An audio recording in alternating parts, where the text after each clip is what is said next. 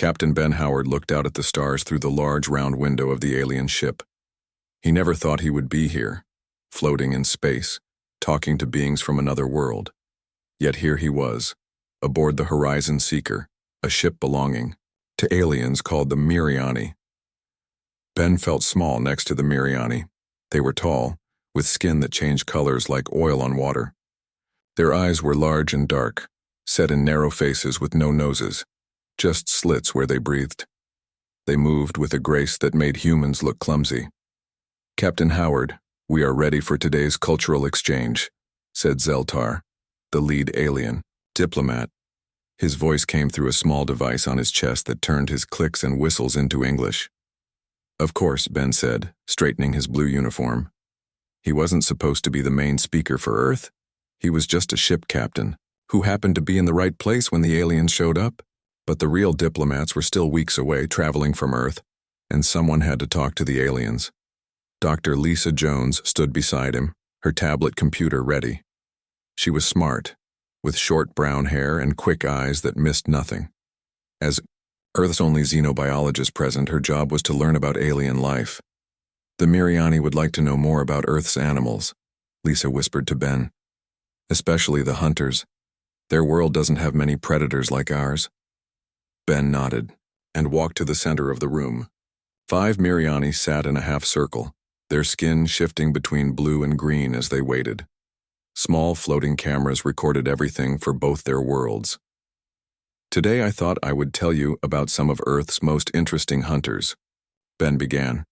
He tapped on his tablet and pictures of Earth animals appeared on the big screen behind him. The aliens leaned forward, their colors brightening with interest. "This is a lion," Ben said, showing a golden cat with a thick mane. "They hunt in groups called prides." The aliens clicked to each other, and their translator spoke. "Group hunting, we understand. Our sea creatures do this also." Ben showed more. Animals, wolves, eagles, sharks. The aliens seemed to understand these hunters. They asked questions about speed and strength, but the basic ideas made sense to them. "And this," Ben said, showing a picture of a rough, scaled creature lying still in muddy water, "is a crocodile." One of the younger aliens, who Lisa had learned, was named Vela, raised a long, thin hand. "It is not moving. Is it dead?" "No," Ben said with a small laugh. "It's waiting. Crocodiles are ambush predators. They stay very still and wait for prey to come close, then they attack with surprise." The alien's skin rippled with new colors, dark purple and red. Lisa made a note on her tablet. She thought these might be colors of concern or confusion. "How long do they wait?" asked Zeltar. "Oh, they can be very patient," Ben said. "A crocodile can go without food for more than a year if it has to. It will just wait, hardly moving, saving its energy until the perfect moment to strike." The room went completely quiet. The alien's skin turned a solid, deep blue color Lisa had never seen before. Their translator devices blinked rapidly as if struggling with the information. Zeltar stood up suddenly. "Your creature chooses to starve, just to kill more effectively later." Ben looked confused. "Well, I wouldn't say they choose it exactly, it's just how they evolved. They're really good at waiting." "And humans understand this behavior?" another alien asked, moving slightly away from Ben. "Of course," Ben said. "We've studied them for centuries. Some places even keep them as attractions. Kids love seeing them at zoos." The aliens all stood at once. Their skin pulsed between deep blue and black. "We must contact our homeworld immediately," Zeltar announced. "This meeting is paused." As the aliens hurried out, Ben turned to Lisa with a confused look. "Was it something I said?" Lisa watched the aliens leave, their devices chirping with urgent messages. "I think," she said slowly, "we just learned something important about the Miriani." She looked down at her notes. "They don't understand the concept of strategic patience in hunting, and that scares them." Ben looked back at the crocodile on the screen, still frozen in its patient wait. "Well, that's going to make the next meeting interesting." Outside the windows, the stars continued to shine, unaware that a simple Earth reptile had just changed the course of interstellar relations. Image description. A human captain in a blue uniform stands in a futuristic alien spaceship conference room, gesturing at a large display screen showing an image of a crocodile lurking in water. Tall, slender aliens with iridescent skin shifting between blue and purple colors stand with postures showing alarm. Through large windows, stars and space are visible in the background. The scene captures the moment of first cultural misunderstanding between species. 2 hours passed before the Miriani returned to the meeting room. Ben and Lisa had spent that time wondering what went wrong. Maybe they think crocodiles will eat them? Ben suggested, pacing back and forth. Lisa shook her head. I don't think it's that simple. They weren't afraid of lions or sharks. There's something specific about the crocodile's waiting behavior that bothers them. When the door finally opened, fewer aliens entered than before. Only Zeltar and 2 others came in. Their skin was a calm blue now, but Ben noticed new devices on their belts that weren't there before. Captain Howard, Zeltar said, standing farther away than earlier. We have spoken with our leaders. We have many questions about these crocodiles. Ben nodded. Of course. Ask anything. You said they wait without eating, sometimes for years, just to make a successful kill. Is this common on your world? Lisa stepped forward. Several Earth predators use ambush tactics, but crocodiles are special in how long they can wait. And humans admire this trait, another alien asked. Ben thought for a moment. I wouldn't say admire exactly. We respect their survival skills. They've existed almost unchanged for millions of years. The alien's skin flickered with ripples of purple. And do humans think like crocodiles? Zeltar asked carefully. Ben laughed.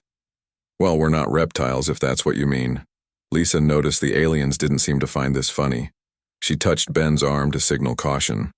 But Zeltar continued.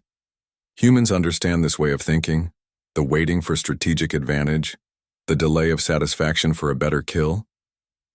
We understand it, Lisa said slowly. All humans learn about different hunting strategies. It's part of our science education. The aliens exchanged looks. One whispered something that their translators didn't catch. Can you show us more about these creatures? Zeltar asked. Ben pulled up more pictures and videos. The aliens watched with intense focus as crocodiles waited motionless, then exploded into action, catching birds, deer, and fish with powerful jaws. They appear without warning, one alien noted, skin now a deep indigo. The prey has no chance to negotiate or surrender. Ben frowned. Well, animals don't really negotiate. And humans? Zeltar asked. In your conflicts, do you give warnings before attacks? Lisa realized they were no longer talking just about crocodiles. In modern warfare, yes, there are rules about that now, but historically, not always. The meeting room felt colder suddenly. Ben noticed a subtle change in the air circulation. We have decided, Zeltar announced, that our cultural exchange will continue, but with some changes. For safety concerns, your team will now have limited access to our ship systems. Safety concerns? Ben asked, surprised. Have we done something wrong? Not yet, an alien in the back said quietly before Zeltar silenced them with a gesture. It is our standard protocol when meeting new species, Zeltar explained smoothly. Nothing personal. But Ben could tell it was very personal. Something about crocodiles had changed how the aliens saw humans. After the meeting, Ben and Lisa returned to their quarters to find Sam Miller, their security officer, waiting for them. His normally calm face looked worried. Did you notice we're now locked in at night? Sam asked without greeting them. They've added 3 new security protocols since this morning. What happened in there? Lisa sighed and sat down. Ben told them about crocodiles. Sam looked confused. Crocodiles? What's scary about that? Apparently everything, Ben said. They seemed terrified by the idea of a predator that can wait patiently to kill. Sam's expression turned serious. They're not afraid of the crocodiles, Captain. They're afraid of us. What? Why? Think about it, Sam explained. A species that understands and even admires strategic patience in hunting, a species that can delay gratification for a better outcome later. From their perspective, that's terrifying. Lisa nodded slowly. I've been studying their cultural database. The Miriani evolved on a world with few large predators. Those that existed hunted in the open, with clear warnings and displays. The concept of ambush hunting is almost completely absent from their evolutionary history. So what do we do now? Ben asked. Sam looked out the small window at the stars. We convince them we're not crocodiles, before they decide it's safer to treat us like we are. The ship hummed quietly around them as they sat in silence, each wondering how to explain humanity to beings who now saw them as potential predators, waiting patiently among the stars. Image description. Inside an advanced alien ship meeting room with curved metallic walls, 3 tall, iridescent-skinned aliens with deep indigo and purple color patterns stand at a distance from 2 humans. The main alien diplomat Zeltar points at a holographic display showing a crocodile mid. The next 3 days on the Horizon Seeker felt different. The Miriani avoided the humans when possible. The friendly alien crew members who once asked curious questions now hurried past with their skin a nervous yellow-green. It's like we have a disease, Ben said during breakfast with his team. The dining area was empty except for them, though it was usually busy at this hour. Sam picked at his food. Worse, they think we're dangerous. Lisa studied her tablet. She had spent long hours reading the alien cultural database they had been given. I found something interesting, she said. The Miriani have no word for ambush in their language. The closest translation is unfair attack or dishonorable surprise. So lying in wait is considered dishonorable to them? Ben asked. More than that, Lisa explained. It's completely foreign to their thinking. In their evolution, all creatures signaled their intentions before acting. Their predators displayed bright colors or made loud sounds before attacking. The idea of intentionally hiding one's true purpose is, she searched for the right word, almost evil to them. But that doesn't make sense, Sam said. How could a species evolve without basic deception? Different evolutionary pressures? Lisa shrugged. Their world has strong seasonal patterns. Food is either very abundant or very scarce. There was never an advantage to waiting, only to acting quickly when resources appeared. Their conversation stopped when Vela, the young Miriani scientist, entered the dining area. Unlike the others, she approached their table. Her skin was a curious mix of blue and green patterns. May I join you? She asked. Ben smiled and moved over. Please do. Vela sat down but didn't take any food. I have been assigned to study humans more closely, she admitted. Many of my people are concerned after learning about your crocodiles. They're not our crocodiles, Sam said with a small laugh. They'd eat us too if given the chance. Vela's skin rippled with surprise. Yet you keep them in, what did you call them? Zoos? We keep many animals in zoos, Lisa explained. For education and conservation. Even animals that would kill you, Vela said. Not quite a question. Ben nodded. We try to understand all life forms, even dangerous ones. Vela seemed to consider this. The Council of Elders has been discussing humans non-stop since the crocodile revelation. They are reviewing your history transmissions. Our history? Sam asked, suddenly alert. What exactly are they looking at? Your wars, Vela said simply. They are particularly interested in human military tactics. The 3 humans exchanged worried looks. Have they found something concerning? Lisa asked carefully. Vela's skin turned a deep purple. Pearl Harbor, the Trojan Horse, the Battle of Cannae, blitzkrieg tactics, guerrilla warfare, surprise, attacks, carefully planned ambushes. She looked at them with large eyes. Your entire history is filled with crocodile thinking. Ben felt a chill. Those are isolated examples from our past. Modern humans prefer peace and open diplomacy. Yet you understand these tactics, Vela said. You teach them to your young. Your military leaders study them. Understanding history doesn't mean we approve of everything in it, Lisa said gently. Vela stood up. I must report to the council soon. They are deciding whether to continue diplomatic relations with Earth or classify humans as a potential threat species. A threat? Ben stood up too. Based on what? We haven't done anything threatening. You haven't yet, Vela said quietly. But crocodiles don't attack immediately either, do they? After she left, the humans sat in stunned silence. This is bad, Sam finally said. They're looking at our worst moments and thinking that's who we are. We need to change how they see us, Lisa said. Show them humans aren't just about strategic patience for attack. Ben nodded slowly, thinking. We need to show them the other side of human patience, not waiting to kill, but waiting to create, to build, to help.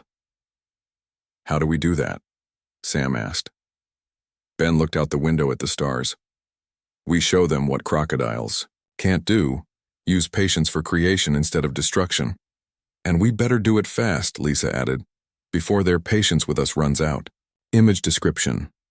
In a futuristic alien ship dining area with curved metallic tables and strange food dispensers, 3 humans, a male captain in uniform, a female scientist with a tablet, and a serious-looking security officer, sit across from a single alien visitor.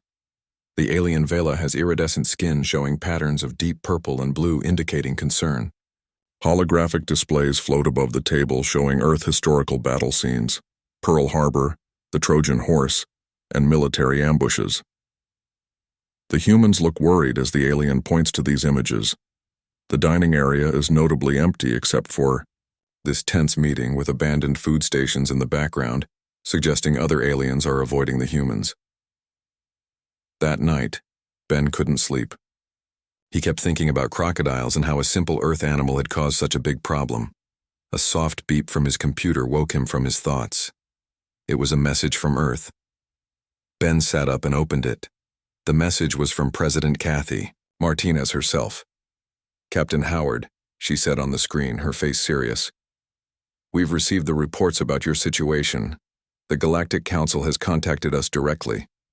They say the Miriani have shared concerns about humans being a patient predator species. What exactly is happening up there? Ben sighed and recorded his reply, explaining about crocodiles and the Miriani's fear of ambush predators. He ended with, They're looking at our wars now, Madam President, and they're seeing patterns that scare them. The next morning, Ben gathered his team. We need a new approach, he said. We can't just tell them we're peaceful, we need to show them. How? Sam asked. Lisa had an idea. If they're studying our history, let's show them more of it. Not just the wars, but the good things we've built over time. Just then, their door opened. It was Zeltar and 4 Miriani guards. Their skin was a formal, solid blue. Captain Howard, Zeltar said stiffly, the ship has changed course. We are taking you to meet the Galactic Council. The what? Ben asked. Representatives from 12 spacefaring species who share this sector of the galaxy. They wish to evaluate humanity directly. Ben looked at his team with worry. This was bigger than just the Miriani now. As they were escorted to a new part of the ship, Ben noticed many more aliens of different types. Some looked almost like large insects, others like walking plants. All watched the humans with great interest. They entered a large round room with seats arranged in a circle. In the center was a small platform. This is a viewing chamber, Zeltar explained. The council will project in from their homeworlds. You will stand in the center and answer their questions. Soon the room filled with light as huge 3D images appeared in the seats. 12 different alien species, each stranger than the last, looked down at the humans. A tall, thin alien that looked like a praying mantis spoke first.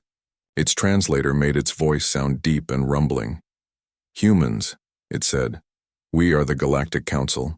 For 10,000 years we have maintained peace in this sector. Now we must decide if your species will be a threat to that peace.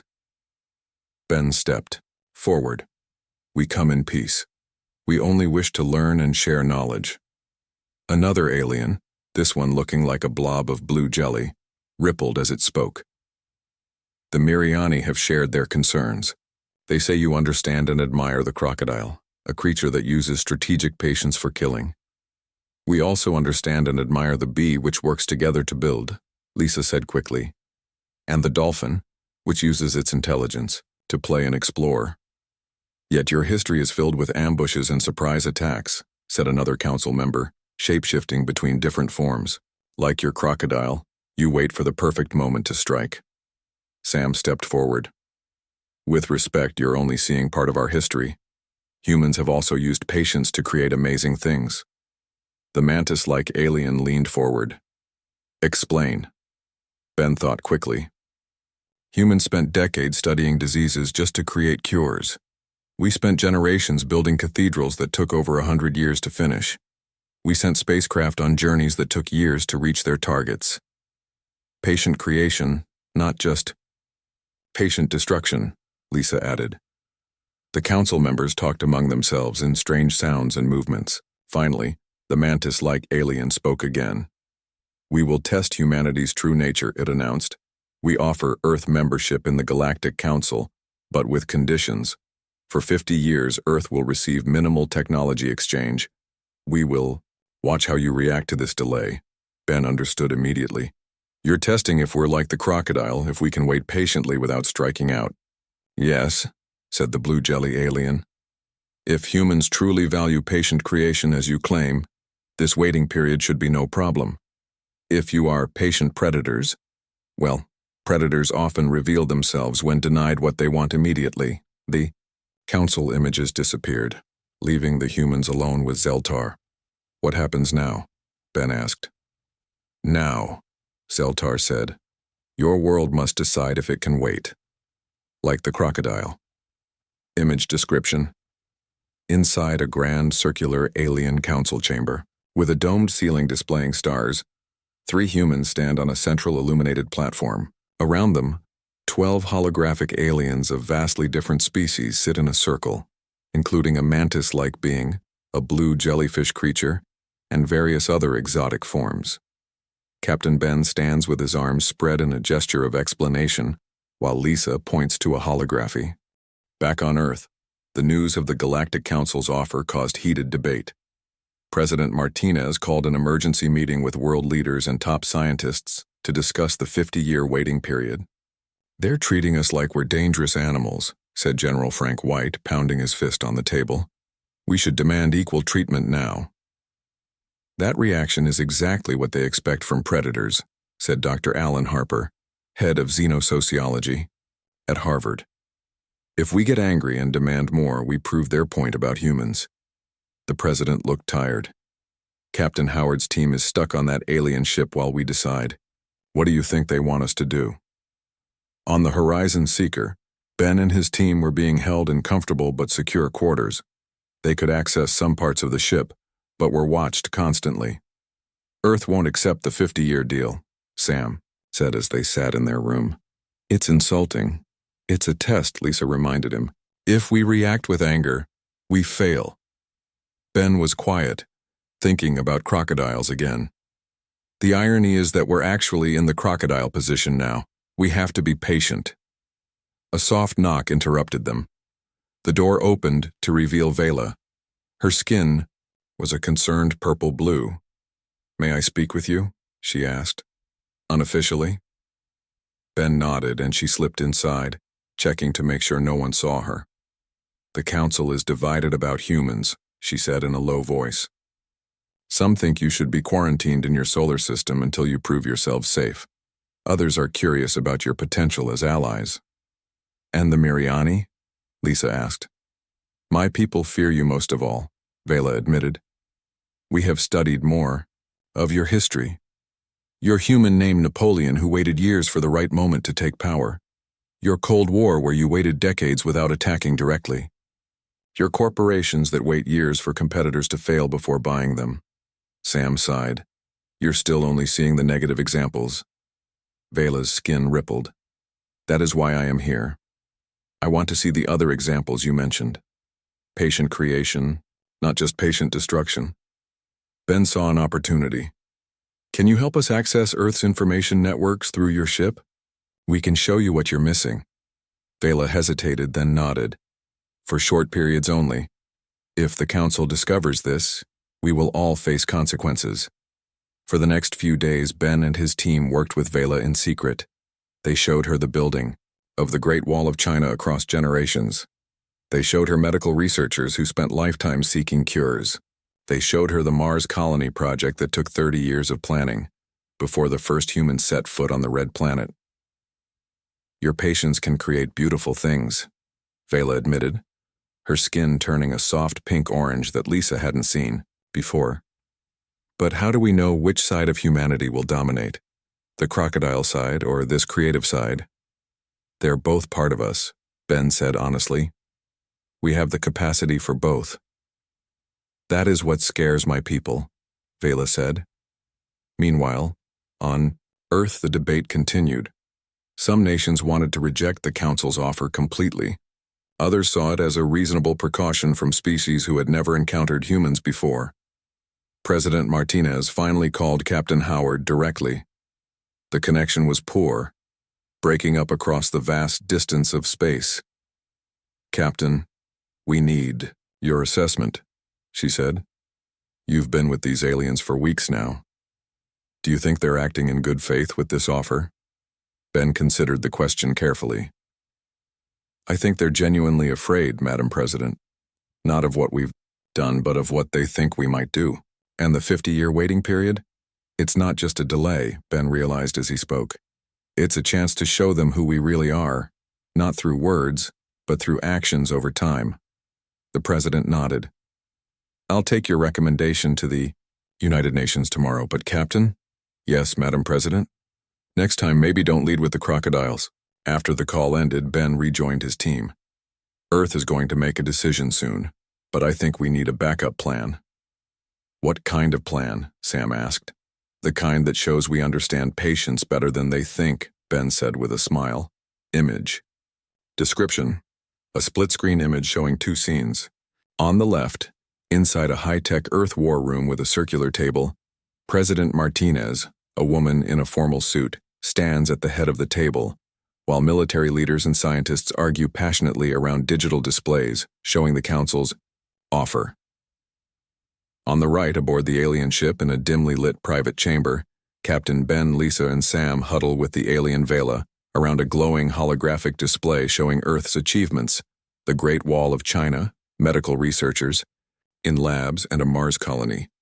Vela's skin glows a never-before-seen soft pink-orange color indicating a new emotion, while the humans look hopeful as they share humanity's patient creations. The contrast between the tense Earth debate and the intimate cultural exchange aboard, the ship creates a powerful visual narrative about humanity's dual nature. The next day, Earth's response to the Galactic Council was ready.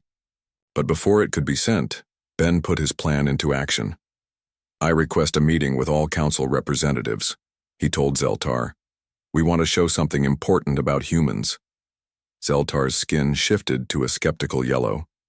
The Council is busy preparing for Earth's answer. This can't wait, Ben insisted. It's about crocodiles and humans. Those words got Zeltar's attention. 2 hours later, Ben and his team stood again in the circular council chamber. The 12 alien representatives appeared as giant holograms around them. Human Captain, the mantis-like alien spoke. You requested this meeting. What do you wish to share? Ben stepped forward.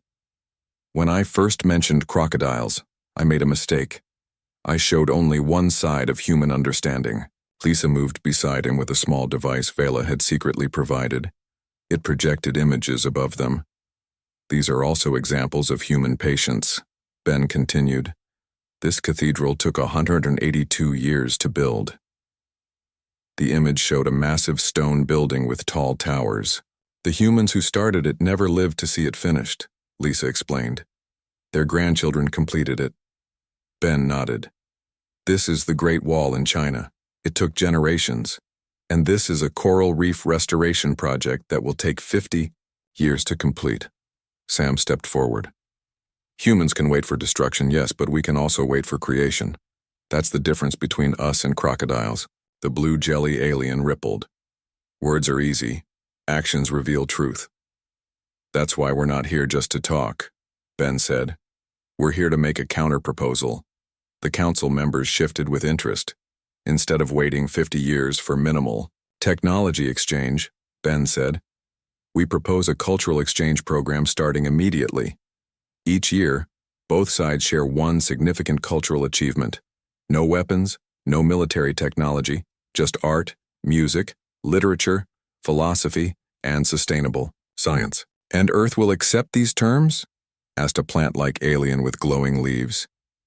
I believe they will, Ben said. Just then, Zeltar entered the chamber. We have received Earth's official response. Everyone grew quiet. This was the moment of truth. Earth has... Zeltar paused, his skin cycling through colors. Accepted the 50-year waiting period, but with a request for cultural exchange during that time, Ben smiled.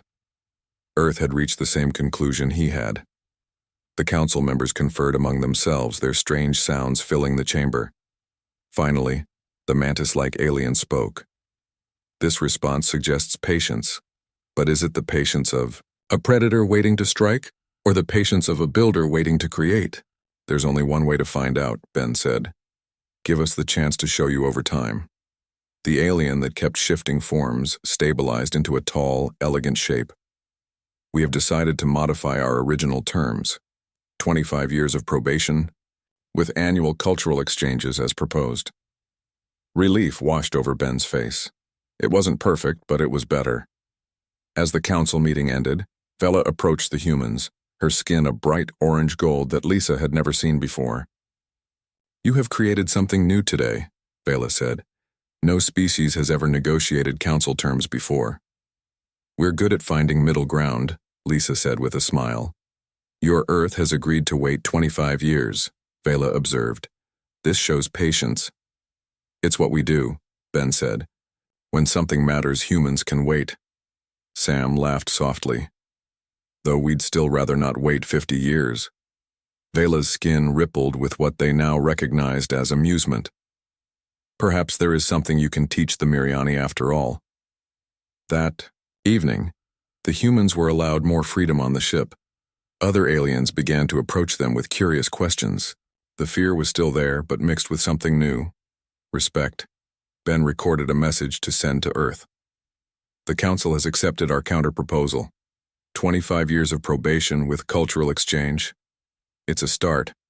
And maybe by the end, they'll understand that human patience isn't just about hunting like crocodiles. It's about building something that lasts. As Ben finished his message, he looked out at the stars. Somewhere out there, Earth was waiting. And if there was one thing humans were good at, it was waiting for things that mattered. Image description. Inside the grand alien council chamber with its domed ceiling showing stars, Captain Ben stands, confidently at the center of the circular platform with Lisa and Sam beside him. A beautiful holographic display floats above them, showing a three-part image. A medieval cathedral under construction spanning generations, the Great Wall of China, being built across mountains and scientists working on. 6 months later, the Horizon Seeker approached Earth. It was time for the first official cultural exchange between humans and the Galactic Council. Ben stood at the viewing window, watching his home planet grow larger. Earth looked peaceful from space. A blue marble swirled with white clouds. Hard to believe it had caused so much worry among the aliens. Excited to be home? Lisa asked, joining him at the window. Yes, but also nervous, Ben admitted. This first exchange needs to go perfectly. The ship entered Earth orbit and preparations began for the Council representatives to visit the planet's surface. Earth had chosen a location in New Zealand for the meeting, a place of natural beauty and minimal military presence. On the morning of the exchange, Ben, Lisa, and Sam stood with Zeltar and Vela as the council members' shuttles landed. The alien visitors emerged cautiously, many using environmental suits to protect themselves from Earth's air. President Martinez greeted them personally. Welcome to Earth. We're honored to host the first cultural exchange. The mantis-like council leader stepped forward. Its environmental suit was clear, showing its strange insect-like face. "We remain cautious about humans, but we are here to learn." The exchange began with Earth's presentation. Rather than focusing on technology or power, Earth had chosen to share music as its first cultural gift. A full orchestra had been assembled on a stage overlooking the ocean. "Music is a universal language," President Martinez explained. "It shows how humans use patterns, patience, and cooperation to create beauty." The orchestra began to play, first classical pieces by Mozart and Beethoven, then music from different cultures around the world. The alien visitor stood completely still, absorbing the sounds. Ben watched Vela closely. Her skin shifted through colors he had never seen before, deep purples that faded to soft pinks, then bright yellows and gentle blues. The other Miriani showed similar reactions. When the music ended, there was a long silence. Finally, the mantis-like alien spoke. "This arrangement of sounds, it required cooperation?" "Yes," the orchestra conductor explained. "Each musician plays their part. No one person creates all the music." "Like a hive mind," said another council member, "but each keeps their identity." "Exactly," Ben said. "Humans work together but remain individuals." It was the council's turn next. Each species shared something from their culture. The plant-like aliens released spores that grew into beautiful floating patterns. The blue jelly alien created waves of color that told a story through changing hues. When the Miriani's turn came, Zeltar stepped forward. "We wish to share our time gardens." He produced a small container filled with tiny crystal-like objects. When placed on the ground, they began to grow very slowly, forming intricate patterns. "These will continue to grow for 200 years, Zeltar explained. "Generations of Miriani tend these gardens, each adding a small part to the whole." Ben looked at Lisa with excitement. "They're showing us their version of patient creation." "They understood our message," she whispered back. As the day continued, the tension between species began to ease. The aliens started asking questions about human culture, beyond just crocodiles and warfare. That evening, at a dinner under the stars, Vela approached Ben. "I have been selected as the first Miriani exchange student to Earth," she said, her skin a happy gold color. "I will study human patience in all its forms." "That's wonderful news," Ben said. "You'll be making history." "The council is still divided about humans," she admitted. "Some species see your potential while others remain fearful, but all agreed that learning more is better than assuming the worst." President Martinez joined their conversation. "Captain Howard, your team has done remarkable work. The council has agreed to allow limited scientific exchange starting next year, ahead of schedule." Ben felt a surge of pride. "So the 25-year waiting period might be shortened?" "If things continue." "Well," the president said, "your crocodile story might have scared them initially, but it also taught them something important about understanding different species." Later that night, Ben walked alone along the beach. The ocean reminded him of the vastness of space they had traveled. A familiar voice called his name. It was Lisa. "Thinking about crocodiles again?" she asked with a smile. "Actually, I was thinking about patience," he said. "How one small misunderstanding led to all this." "It wasn't really a misunderstanding," Lisa said thoughtfully. "Crocodiles really are patient hunters, and humans really can be patient too, for both creation and destruction." Ben nodded. "The difference is we get to choose which kind of patience to use." Above them, the stars twinkled, and somewhere up there, alien visitors were beginning to understand what it meant to be human, both the parts that scared them and the parts that could one day make them friends. Image description: an elegant outdoor amphitheater set against a New Zealand landscape with mountains and ocean in the background at sunset. On a central stage, a full orchestra of human musicians performs while multicolored lights dance above them. In the foreground, a semicircle of diverse alien delegates watches. The mantis-like council leader in a clear environmental suit stands tall, while the blue jelly alien ripples with patterns of light. The Miriani delegates, including Zeltar and Vela, display skin colors shifting through beautiful purples, blues, and golds in response to the music. President Martinez stands with Captain Ben and his team at the side, watching with hopeful expressions, as the alien visitors experience human music for the first time. Near the aliens, small crystal formations have begun growing into intricate patterns, the beginning of the Miriani time gardens that will develop over centuries. The scene captures the first cultural exchange between humanity and the galactic community. 1 year after the first contact with the Miriani, Ben Howard found himself in a very different role. He no longer commanded a ship, but instead led the new Galactic Relations Institute in Washington, D.C. Today was its official opening, and visitors from 12 alien species had come to attend.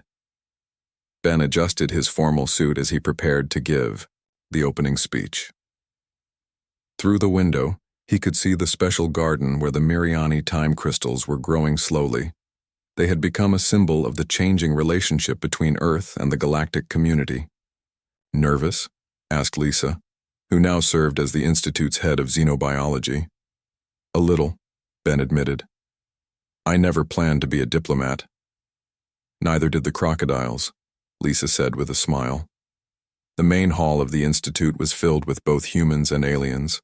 Some species still used protective suits, but many had adapted to Earth's environment. In the front row sat Vela, who had spent the past year studying human culture. Her skin glowed a confident gold green that showed how comfortable she had become on Earth. President Martinez introduced Ben to the crowd. The man who turned a misunderstanding about crocodiles into the start of galactic friendship. As Ben stepped up to the podium, he remembered that day on the alien ship when a simple comment had caused so much worry. He looked out at the audience and began his speech. 1 year ago, I told our new friends about crocodiles, Earth predators, that can wait years without eating just to make the perfect kill. I didn't expect this to cause galactic concern. A ripple of what passed for laughter moved through the alien visitors. But that misunderstanding taught us something important. Different species fear different things. The patience that crocodiles use for hunting scared the Miriani, yet humans use patience for many purposes, both destruction and creation. Ben gestured to a display behind him showing images from the cultural exchanges of the past year. Earth had shared music, art, and literature. The aliens had shared time crystals, color stories, and mathematical dances. We've learned that understanding fears is the first step toward friendship. The Galactic Council feared humanity might be patient predators. Instead, they discovered we can be patient builders, creators, and friends. The mantis-like council leader stood and approached the podium. Its movements were less stiff than before. "The human crocodile revelation," it said in its deep translator voice, "created much debate among our species. Some still believe humans should be watched carefully. Others see your potential as allies." The alien paused, its compound eyes reflecting the light. "What convinced us to accelerate our exchange program was not what humans said, but what humans did. You accepted limitations with grace. You shared culture instead of demanding technology. You showed patience, not the patience of predators, but the patience of builders." A murmur of approval went through the crowd. After the ceremony, Ben walked with Vela through the Institute's halls. Her research on human culture had made her something of a celebrity among both species. "My people now use crocodile as a term for misunderstanding between cultures," she told him, her skin rippling with amusement. "At least something good came from my mistake," Ben laughed. "It wasn't a mistake," Vela said seriously. "It was honest. You showed us both the dangerous and beautiful sides of humanity. That honesty is why we trust you now." They stopped at a window overlooking the city. In the distance, a new building was under construction, the future home of the Galactic Embassy. "The Council has shortened the probation period to just 15 years, Vela said. Some members wanted to remove it entirely, but others insisted on caution. 15 years is still a long time. B.